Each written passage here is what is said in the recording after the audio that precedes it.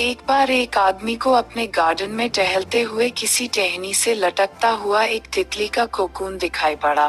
अब हर रोज वो आदमी उसे देखने लगा और एक दिन उसने नोटिस किया कि उस कोकून में एक छोटा सा छेद बन गया है। उस दिन वो वहीं बैठ गया और घंटों उसे देखता रहा। उसने देखा कि तितली उस खोल से बाहर निकलने की बहुत कोशिश कर रही है, पर बहुत देर तक प्रयास करने के बाद भी वो उस छेद से नहीं निकल पाए। और फिर वो बिल्कुल शांत हो गई, मानो उसने हार मान ली हो। इसलिए उस आदमी ने निश्चय किया कि वो उस तितली की मदद करेगा। उसने एक कैंची उठाई और कोकून की ओपनिंग को इतना बड़ा कर दिया कि वो तितली आसानी से बाहर निकल सके, और यही हुआ।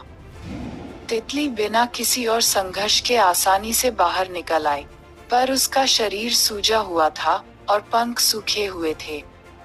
वो आदमी तितली को ये सोचकर देखता रहा कि वो किसी भी वक्त अपने पंख फैलाकर उड़ने लगेगी, पर ऐसा कुछ भी नहीं हुआ।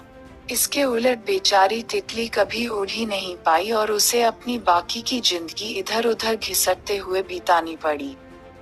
वो आदमी अपनी दया और जल्दबाजी में ये नहीं समझ पाया कि दरअसल कोकून से निकलने की प्रक्रिया को प्रकृति ने इतना कठिन इसलिए बनाया है ताकि ऐसा करने से तितली के शरीर में मौजूद तरल उसके पंखों में पहुंच सके और वो छेद से बाहर निकलते ही उड़ सके। वास्तव में कभी कभी हमारे जीवन में संघर्ष ही वो चीज होती जिसकी हमें सचमुच आवश्यकता होती है। यदि हम बिना किसी स्ट्रगल के सब कुछ पाने लगे तो हम भी एक अपंग के समान हो जाएंगे। बिना परिश्रम और संघर्ष के हम कभी उतने मजबूत नहीं बन सकते जितना हमारी क्षमता है।